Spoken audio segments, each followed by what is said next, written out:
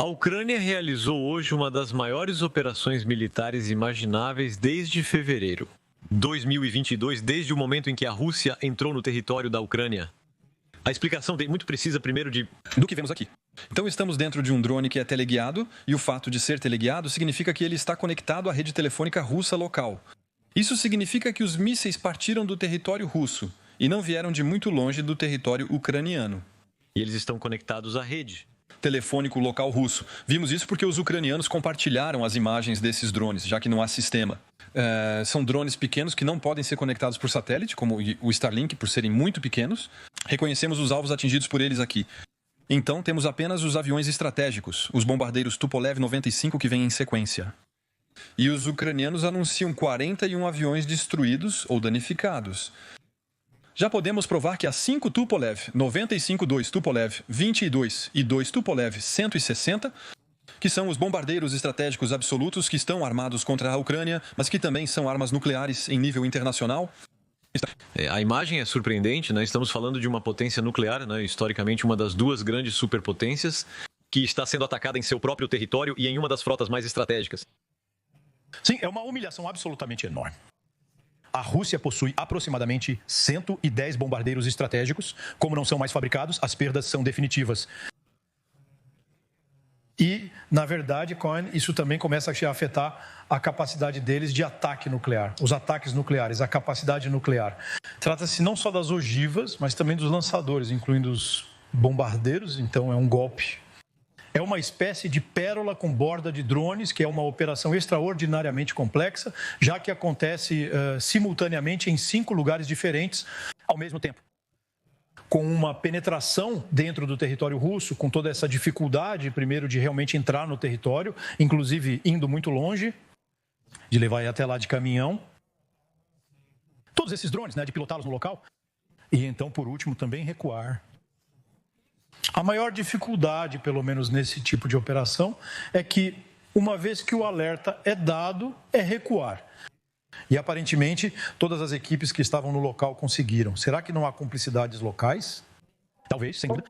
Trata-se de um grande plano envolvendo mais de 40 bombardeiros com capacidade nuclear. O alvo são pontes ferroviárias. Vamos discutir isso agora. Perto da Ucrânia, 2 trens descarrilaram e possivelmente um ataque organizado perto de Murmansk. Parece que é como uma grande operação militar, onde há envolvimento de ar, mar e terra ao mesmo tempo. Sim, é uma operação muito complexa, mesmo que os meios utilizados possam parecer rudimentares, como pequenos drones FBV.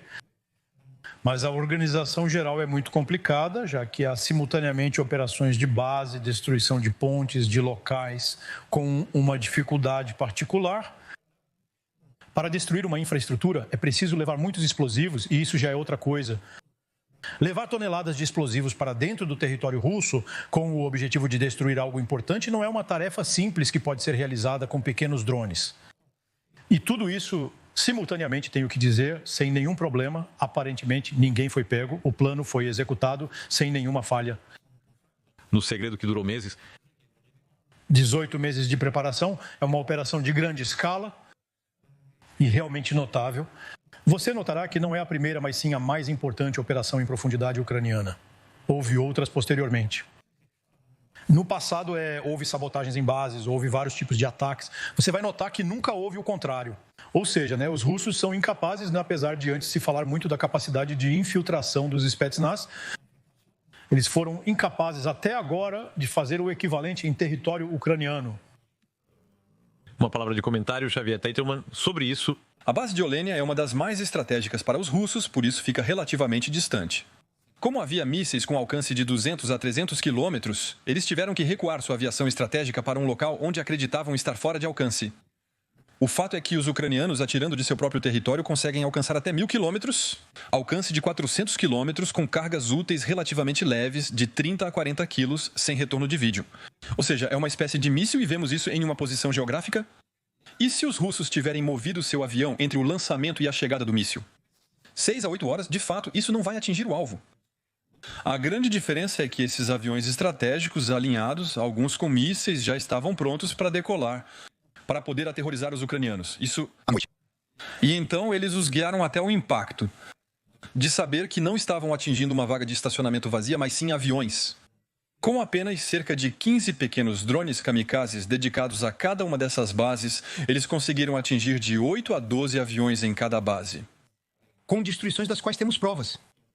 E eu tenho uma pergunta, Xavier. Como é possível que equipamentos tão estratégicos como esses bombardeiros não estejam protegidos por bloqueadores de drones, como ocorre na linha de frente? Uma coisa atual ainda mais simples, por que eles não estão em abrigos de concreto? Simplesmente, em vez de fabricar técnicas de ouvido para o mesmo preço, vocês concretam tudo. Dizem que os drones elas são de plástico e que os detectores não detectam plástico. Nos Estados Unidos, os B-2 e outras aeronaves estratégicas ficam abrigados em hangares. Do lado de fora, mas estão protegidos? Os veículos estão protegidos por pneus. No início da guerra, quando os ucranianos começaram essas operações, especialmente na Bielorrússia, eles lançavam granadas e usavam pneus nas asas dos aviões para que elas ricocheteassem. É por isso que você vê pneus nos aviões atingidos. E como os russos não têm esses meios de colocá-los em abrigos, em hangares, eles precisam tentar protegê-los. Mas de guerra eletrônica, eles estão em falta na linha de frente. Eles nunca imaginaram que drones... Principalmente porque eles não esperavam por isso. Aqui, os drones precisam voar por 10 quilômetros, exigindo um piloto bem próximo. Ele não previu isso. Com certeza, havia um sistema de controle remoto no caminhão, operado de muito longe. Eles não imaginavam que haveria um piloto ucraniano a 10 quilômetros. Olha, são apenas alguns segundos um soldado russo que ficou surpreso ao ver drones chegando em seu campo de aviação. Está tudo destruído. Acho que é realmente muito curto. Na frase original, ele ainda acrescenta: isso é uma merda. Mas Na letra de crédito imobiliário, somos elegantes, é? menos elegante.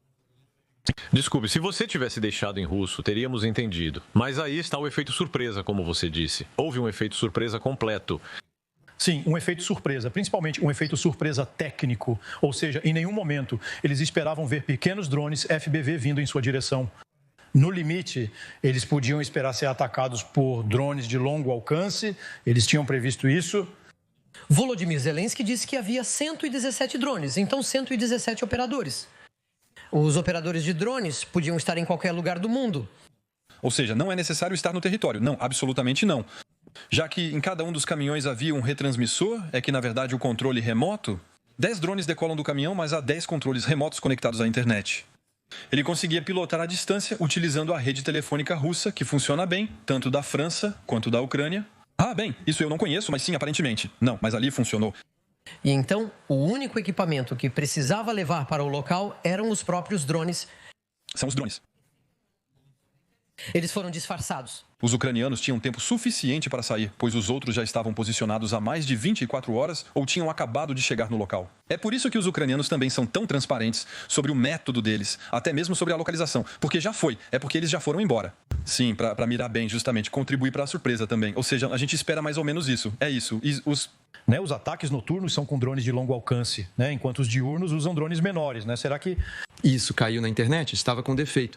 Perto das suas bases, eles usaram um sistema Starlink, eles moveram... Starlink? Inoperante no território russo. Foquemos nos preparativos. Olhem essas imagens que mostram como esses drones fizeram a primeira parte da viagem de caminhão. De qualquer forma, esses tipos de pequenos módulos foram montados em território russo. Essa foto permitiu geolocalizar o depósito. Por isso, quando Zelensky falou depois, houve confirmação do local exato.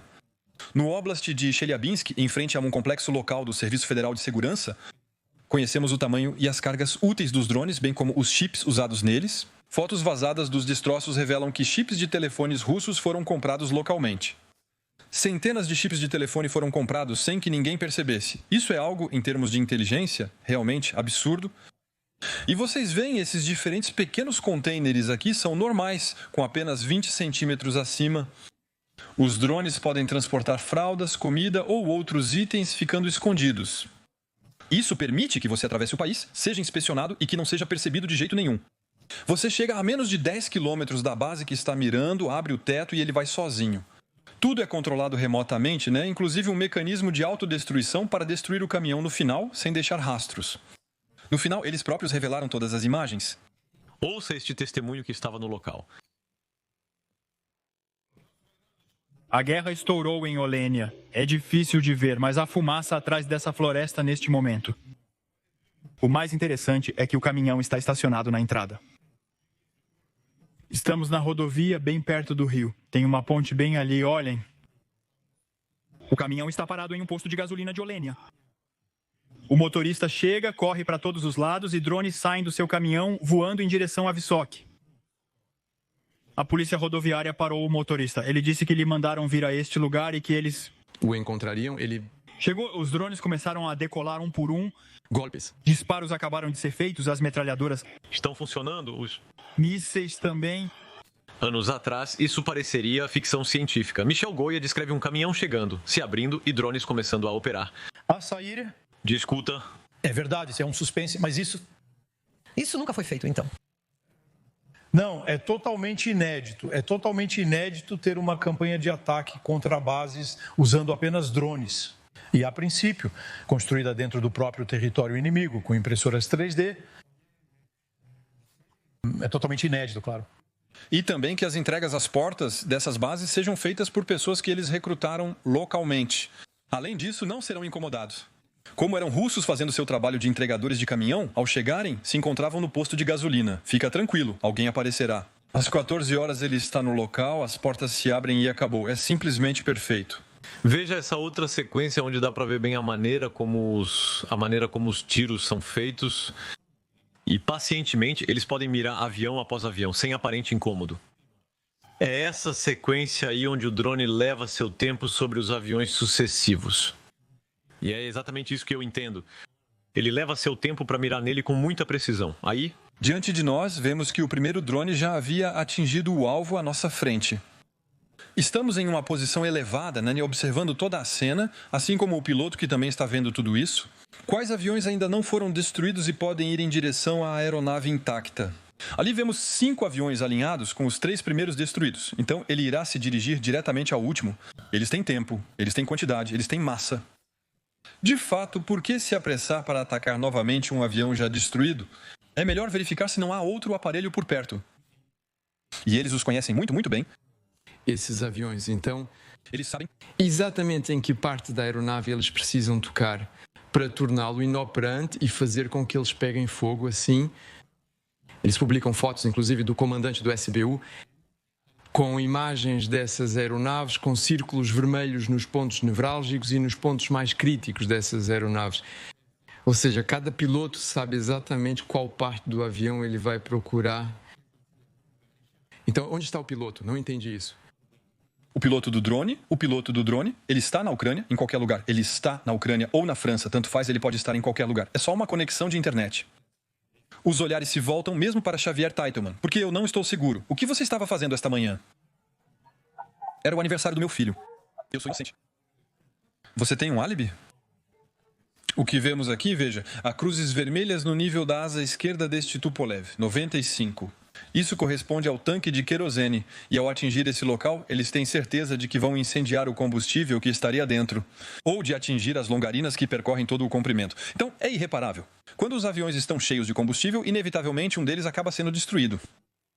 Mas será que isso não é, no fim das contas, uma operação melhor, ainda que do ponto de vista militar, do que a invasão da região russa de Kursk? De proceder assim... Em Kursk, os ucranianos tiveram que ficar, o que foi complicado para eles. Existem duas guerras. Uma é a de curta distância, onde a linha de frente precisa resistir. O fato dos russos terem passado 8 meses exaustos tentando retomar Kursk, ao invés de invadir pelo Donbass, já foi eficaz. Isso é positivo. O fato de termos aqui uma guerra de longa distância, sendo duas guerras totalmente diferentes, Existem dois tipos de operações: as de conquista ou defesa de território e as de ataque ou incursão. São operações complementares. O problema dos ucranianos é que, no terreno, eles têm muita dificuldade em retomar território, em fincar bandeiras em cidades. Por outro lado, eles podem causar danos na retaguarda russa. Então, isso não muda a situação na linha de frente. Mas, ainda assim, é um golpe muito forte que foi dado, que eleva o moral, que é muito explorado, obviamente, pela mídia. Eles afundaram o navio almirante. Foi também uma grande vitória. Não, foi um míssil Netuno. Sim, foi uma grande vitória também. Isso prejudicará a Rússia de forma duradoura em suas operações? Ou pelo menos... limitá-la? Depende do que for. Novamente, foi um golpe extraordinariamente duro. Mas nas operações na Ucrânia, isso não muda muita coisa. De fato, não podemos esquecer disso. São com esses aviões que os russos lançam grande parte dos mísseis de cruzeiro que estão sobre a Ucrânia. Então, talvez isso tenha diminuído. E ainda assim, não tenho certeza. Os ataques em profundidade contra a Ucrânia. Mas na linha de frente, isso não muda muita coisa. O que muda, na verdade, são os ataques na retaguarda imediata das tropas russas. Nos depósitos, postos de comando e coisas do tipo, isso atrasará as operações, mas na Moral das tropas, mesmo assim, é quando... mesmo assim é um golpe e tanto. Bem, É importante compreender que esses aviões são utilizados em 94% dos casos para atacar civis. Assim, salvamos civis e evitamos que hospitais e centrais elétricas sejam atingidos. E se, de fato, 1/3 da frota ficar inoperante amanhã? Com esses aviões sendo usados em sua capacidade máxima, você possui 1/3 a menos de mísseis disponíveis. Então, os aviões, os mísseis mais difíceis de lançar e de interceptar são os Qassem e um que são lançados. Restarão no solo os drones Shahed, geralmente interceptados em até 75%, e os mísseis mais difíceis de interceptar. Haverá menos deles caindo sobre a Ucrânia? Vamos ler a reação russa, já que, como você destacou há pouco, Ana, há uma confirmação russa que é... Ainda assim interessante. A gente entende que eles estão. Nos meios de comunicação russos, isso não é manchete, mas de qualquer forma eles reconhecem como um efeito. Nas regiões de Murmansk e de Irkutsk, várias aeronaves pegaram fogo após o lançamento de drones. A partir de um território situado nas proximidades imediatas dos aeródromos, alguns participantes dos ataques terroristas aos aeródromos militares foram presos. Não vejo de que maneira. Aqui, os ucranianos são tão transparentes sobre o método deles que até caminhoneiros russos foram usados para levá-los ao local. Teve um que foi morto. Teve um caminhão que explodiu porque eles o interceptaram, de fato, um dos 5 caminhões. Não acredito que foram ucranianos que o interceptaram. Os motoristas não sabiam o que estavam transportando. É por isso que o exemplo daquele em que há a testemunha que diz: mas o cara... Ele fica preocupado porque há drones saindo do seu caminhão quando chega no posto onde tinha o encontro marcado. Isso mostra o que os motoristas realmente acreditavam. E esses motoristas podemos interceptá-los, mas não são agentes ucranianos. Então, Xavier Dittelmann, uma pergunta de um amigo um pouco cético, grande admirador seu, mas um pouco cético, que diz, que me escreve, será mesmo? Esses aviões são históricos, mas ainda tinham utilidade real no campo de... batalha ucraniano, são os únicos vetores para os... mísseis ar terra. Existem as bombas planadoras lançadas com o Sukhoi 34 e os mísseis de cruzeiro. Os aviões Tupolev 95, Tupolev 22 e Tupolev 160 são os únicos capazes de lançar bombas nucleares. Quando a Rússia perde de 10% a 20%, sendo que eles só têm 20% e perdem até 5%, isso é enorme em termos de capacidade operacional. Mas a Rússia tentava fazer aviões de substituição porque esses estão ultrapassados. E especialmente o programa, é o PAKDA, e o PAKDA é um fracasso. Substituir o radar A50 pelo A100 é um fracasso. O programa foi cancelado, não havendo nada depois disso. Quais serão as represálias russas? É difícil imaginar Putin, como você disse, ficar inerte. O tempo do outro dia não é bem o estilo dele. Então já houve na noite passada um certo número de bombardeios por drones e mísseis. 500 drones e mísseis. Já existe um esforço de guerra contínuo por parte dos russos, noite após noite, Michel? Isso já acontece, quero dizer, isso já acontece, já é todo dia. Então, o que eles podem fazer a mais? Ao invés de enviar 200 drones, eles enviarão 300. É necessário agir rapidamente e responder em um curto prazo, estabelecendo uma conexão com o evento. E em tão pouco tempo, o que podem realizar de verdadeiramente impactante? Na verdade, não muita coisa, e falávamos sobre a possibilidade deles lançarem um míssil novamente. É preciso tentar mudar a natureza da resposta. Eles podem sempre fazer o mesmo, enviar drones e mísseis. Após o ataque a Kerch, ele iniciou os bombardeios às infraestruturas energéticas ucranianas. Cerca de 80 mísseis foram lançados em rajadas alguns dias depois, eu acho. Mísseis, às vezes, balísticos ou de cruzeiro, e mais ou menos toda semana ou a cada 10 dias. Então, na verdade, era essa repetição que doía.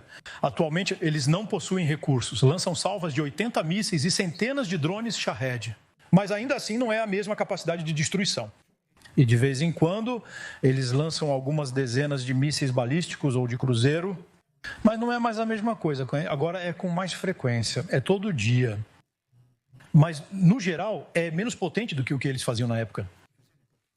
Gallagher afirmou que os aviões parcialmente destruídos são, de fato, aeronaves que foram devolvidas ou fornecidas novamente à Rússia pela Ucrânia. Para pagar pelo gás ou porque demos garantias de segurança a eles? Qual era a data? 1º de junho, hoje é o aniversário da retrocessão desses aviões, então, na verdade, é só um retorno. Eles estão recuperando os seus aviões. É verdade que ainda há uma diferença quando fazemos a soma. São cálculos de Boticário sobre o custo disso para a Ucrânia, considerando o preço de cada um desses drones? Algumas centenas de dólares contra o preço dos aviões russos que foram danificados, perdidos, avariados, que foram tornados inutilizáveis.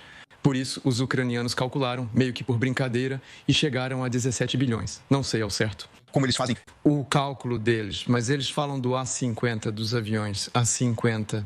A imagem dos aviões, que custam de 300 a 350 milhões de dólares cada, ainda não foi divulgada ao público. Fala-se muito sobre. Comenta-se muito sobre custos em valores, mas talvez seja mais uma questão de custo operacional. Se os russos pudessem, colocariam até 50 bilhões amanhã para recomprar esses aviões, que são absolutamente estruturantes e indispensáveis para a guerra deles. Hoje, vamos parar um instante para falar de um dos aspectos que, ao que parece, está diretamente ligado. São os ataques aos trens. E aí, estamos na região de Briansk e de Kursk, ou seja, as portas da Ucrânia, mas do lado russo. E são pontes ferroviárias. As imagens comprovam isso. Que foram destruídas. 2 trens descarrilaram. E, obviamente, ainda há uma grande chance de que isso esteja relacionado. Michel Goya. Sim, claro. Considerando a infraestrutura russa, acidentes não são impossíveis, mas 3 simultâneos tornam-se realmente suspeitos. Mas, claro, também não é a primeira vez que os ucranianos sabotam infraestruturas dentro do território russo. Como eu disse há pouco, a dificuldade para esse tipo de operação é levar grandes cargas de explosivos até o local. Então, entrar no território russo com 1 tonelada de explosivos e conseguir colocá-la, porque não se coloca de qualquer jeito, e posicionar a carga em um ponto também, um ponto crítico ferroviário, onde estão as proteções. Você tem um exército inteiro na Rússia dedicado às ferrovias, à gestão das ferrovias, onde estão os guardas, pontos críticos, pontos, etc. Lá também é uma capacidade para os ucranianos de realizar operações em solo russo com impunidade, o que é realmente surpreendente. Isso faz parte do jogo também. Existem os efeitos materiais e depois existem os efeitos psicológicos. Somos capazes de ir ao seu território e fazer o que quisermos. A capacidade ucraniana de atacar de forma surpreendente em qualquer lugar leva a crer que tudo teria sido aberto. Principalmente quando as ferrovias são alvos estratégicos visados, pois estão na área que leva material para a linha de frente. Lembre-se que há 1 ano e meio eles também atingiram a linha ferroviária que vai da Coreia do Norte até a Europa. Eles tinham mirado não só no túnel, mas também na via de desvio. E isso atrasou em quase 1 mês e meio o envio dos 3 milhões de ônibus que deveriam chegar. Essa é uma das razões pelas quais os russos não conseguiram sua ofensiva sobre Kharkiv em abril do ano passado. Vamos lembrar bem disso. Eles foram até o outro lado para incentivar a Federação da Rússia a bloquear os trens que vêm, que trazem o material. Da Coreia do Norte, então era na região de Irkutsk, não muito longe da base que também foi atacada. Isso significa que os ucranianos conseguem alcançar Irkutsk na Rússia? Não, mas espere. Anteontem ocorreu um ato de sabotagem em Vladivostok, a 7.000 quilômetros, no Mar do Japão. Do outro lado, no ponto mais distante da frente ucraniana. Mesmo lá, isso não foi reivindicado. Mas foi numa base, de fato, onde os militares participaram das operações. Na Ucrânia, em Mariupol, especialmente.